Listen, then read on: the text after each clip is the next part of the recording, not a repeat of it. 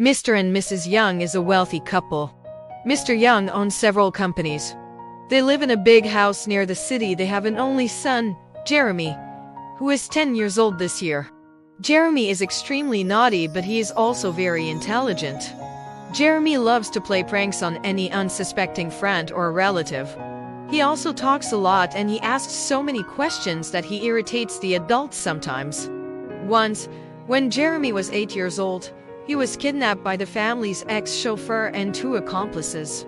The kidnappers are in prison now thanks to Jeremy's intelligence and mischief. On that afternoon, Jeremy was on his way home from school. Jeremy usually walked home from school by himself because his school is very near his home.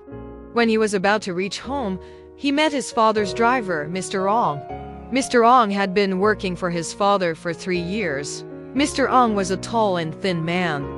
He was rather timid-looking too. Mr. Ong told Jeremy to get into the car.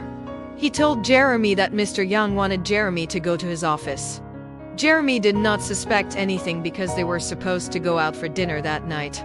On the way there, Mr. Ong picked up 2 of his friends. Again, Jeremy was still not suspicious. However, Jeremy began to feel that something was amiss when the journey seemed to take longer than usual. Soon, Jeremy realized that they were not going to his father's office. He also realized that he was being kidnapped as he listened carefully to the conversation between Mr. Ong and the 2 men. They brought Jeremy to a dilapidated hut in a deserted area. Jeremy thought very hard about what he should do.